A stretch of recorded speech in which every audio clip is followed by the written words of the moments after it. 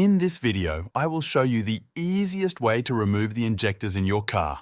I will tell you what to do if they get stuck and start causing problems. I will also explain what you must never do to avoid creating unnecessary trouble for yourself. And at the end, I will show you when injectors need to be coded and when you can skip that extra step. If you want to remove your injectors quickly without problems and unnecessary costs, watch this video until the end. Let's do it!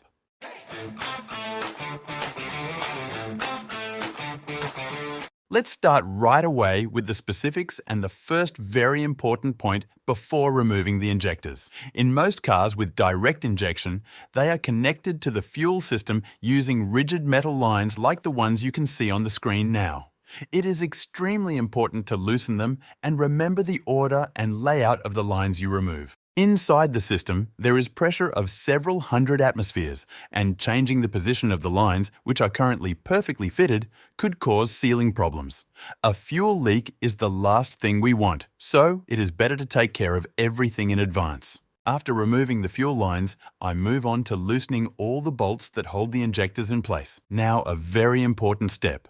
Before I remove the injectors, I first vacuum all the dirt that has been collecting around them over the years, using a properly sized small nozzle. If you skip this step, some of that debris will definitely fall inside during the next stages of the job, and that is never good for the engine.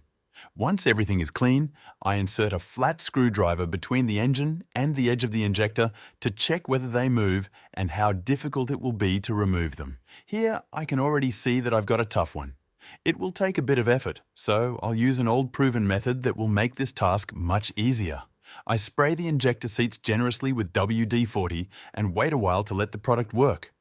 Once most of it evaporates, I repeat the process a second time to increase the penetration even more. While we wait for this to work, please leave a like and a comment. It helps me create new content focused on taking care of your car.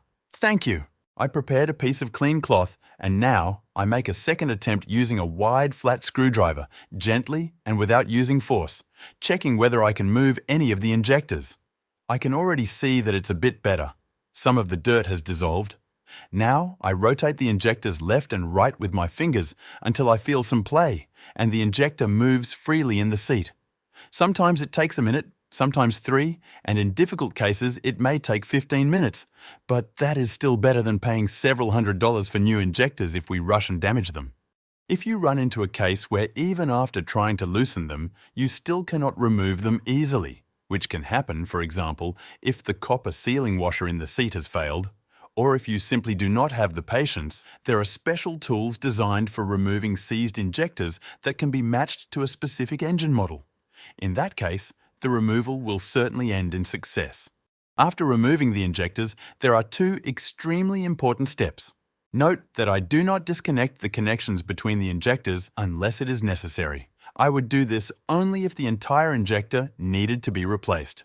This is because, after changing the order of the injectors, they must be coded again. Next step, which is crucial for maintaining proper sealing and compression, is cleaning the injectors from all the dirt that has accumulated on them.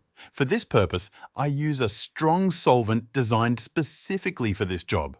In addition, I replace the rubber seals located in the upper part of the injector and the copper sealing washers that sit right next to the nozzle, because once these copper washers are removed from the seat, they will never seal the same way again as new ones do.